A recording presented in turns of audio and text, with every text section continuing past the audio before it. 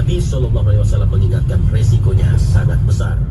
Dalam hal ini Nabi SAW diperlihatkan Allah Subhanahu wa Ta'ala sebuah pemandangan mengenaskan saat Mi'raj. Nabi SAW bersabda, "Kemudian malaikat itu mengajakku melanjutkan perjalanan. Tiba-tiba aku melihat beberapa wanita yang payudaranya dicabik-cabik ular yang ganas. Aku bertanya, kenapa mereka? Malaikat itu menjawab, mereka adalah para wanita yang tidak mau menyusui anak-anaknya tanpa alasan syar'i." Hadis riwayat Ibnu Hibban dan Ibnu Khuzaimah.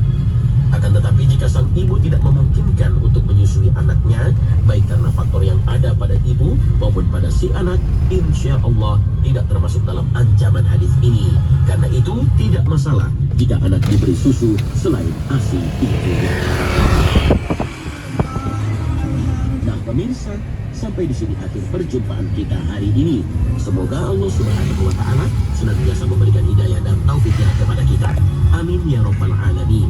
Terima kasih atas perhatian Anda. Wassalamualaikum warahmatullahi wabarakatuh.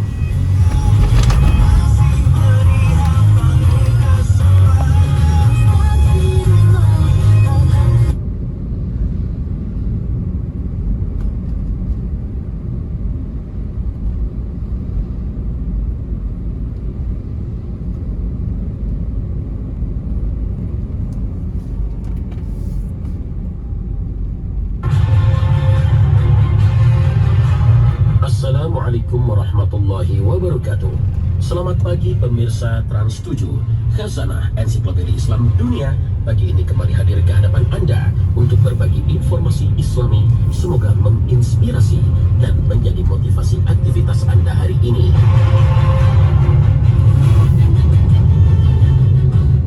Beralih ke masalah lain, waktu hidup di dunia merupakan rentang waktu yang sangat mahal.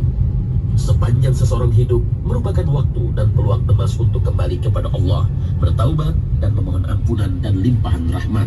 Akan tetapi semua itu akan berhenti dan pintu-pintu pahala dan taubat akan ditutup saat tiba waktu yang mendebarkan, yaitu matahari terbit dari barat. Bagaimana dan mengapa matahari bisa terbit dari barat? Nah pemirsa, nantikan sesaat lagi.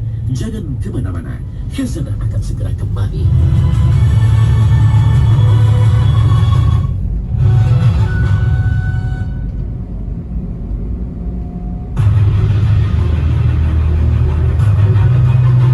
Pemirsa Khazanah, kelak pada hari kiamat kehancuran dunia dan alam semesta tak terjadi begitu saja. Sebelum sangkakala ditiup oleh malaikat yang akan mengakibatkan keguncangan dahsyat dan kehancuran alam semesta, ada tanda yang mengawali rangkaian kehancuran kiamat yang dijanjikan Allah Subhanahu wa Ta'ala kepada kita. Kehancuran itu diawali dengan terbitnya matahari dari barat. Jika ini terjadi, maka rangkaian kiamat telah dimulai. Inilah garis pemisah dan dinding batas ditutupnya pintu taubat. Matahari terbit dari barat menjadi tapal batas dan akhir dari perjalanan dunia, sekaligus mengawali perjalanan abadi manusia. Sebelum peristiwa terbitnya matahari dari barat yang merupakan awal peristiwa kiamat, akan terjadi peristiwa-peristiwa yang menjadi tanda besar mendekatnya kiamat. Diawali dengan munculnya Dajjal, turunnya Nabi Isa alaihissalam dan keluarnya Ya'juj dan Ma'juj. Kemunculan Dajjal akan mengubah tatanan sosial, sedangkan terbitnya matahari dari barat akan menyebabkan perubahan keadaan alam. Semenjak Allah Subhanahu wa Ta'ala menciptakan langit dan bumi, setiap hari matahari selalu terbit dari timur dan terbenam di barat. Ia selalu minta izin kepada Allah Subhanahu wa Ta'ala untuk selalu melakukan hal itu, dan ia selalu mendapatkan izin.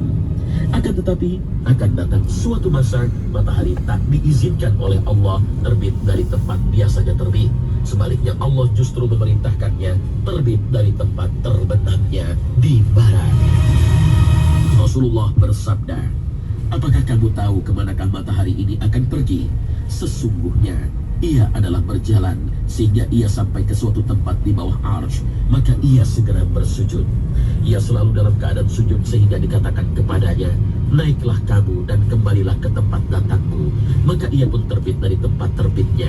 Kemudian ia berjalan sehingga ia sampai ke suatu tempat sujud, sehingga dikatakan kepadanya, kembalilah kamu ke tempat datangmu. Maka ia pun terbit dari tempat terbitnya. Kemudian ia terus berjalan dan tak seorang manusia pun yang mempertanyakannya sehingga ia sampai ke tempat asalnya di bawah arsy. Maka dikatakan kepadanya, naiklah dan terbitlah kamu dari tempat terbenammu. Maka ia pun terbit dari tempat terbenamnya. Apakah kamu tahu kapan hal itu akan terjadi? Itu akan terjadi pada waktu tidak akan berguna iman seseorang yang belum pernah beriman sebelumnya atau belum pernah berbuat baik dengan imannya. Hadis riwayat Muslim dari Abu Dzar. Sebelum matahari muncul dari tempat terbenamnya di barat, malam itu matahari tengah menunggu izin dari Allah untuk terbit seperti biasanya. Namun Allah tidak juga memberikan izinnya, sehingga malam menjadi panjang dan matahari tak juga muncul dari arah timur. Al-Baihaqi meriwayatkan suatu hadis dari Ibnu Mas'ud. Pada malam itu, seorang laki-laki akan memanggil tetangganya, "Wahai saudara, apakah yang telah terjadi terhadap kita pada malam ini? Aku telah tidur sampai lelah dan telah sholat sampai letih, namun malam belum juga berakhir." Saat itu dikatakanlah kepada matahari, "Terbitlah kamu dari tempat terbenammu." Dan itulah hari yang tidak berguna iman seseorang yang tidak pernah beriman sebelumnya atau berbuat baik dalam imannya. Rasulullah bersabda, tidak akan terjadi kiamat sehingga matahari terbit dari tempat terbenamnya. Apabila ia telah terbit dari barat dan semua orang melihatnya, maka semuanya akan beriman. Namun itulah waktu yang tidak ada gunanya iman seseorang yang belum pernah beriman sebelum itu.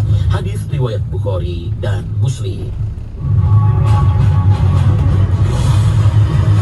Namun satu hal yang harus diingat, bahwa tidak ada seorang pun yang mampu menghitung dan mengkalkulasi kapan pastinya waktu terbitnya matahari dari arah barat itu terjadi. Walaupun ilmu pengetahuan modern sudah mampu menghitung rata-rata perlambatan kecepatan perputaran bumi pada porosnya. Sebab terjadinya hari kiamat merupakan urusan Allah Subhanahu wa Ta'ala tanpa adanya campur tangan manusia sedikit pun.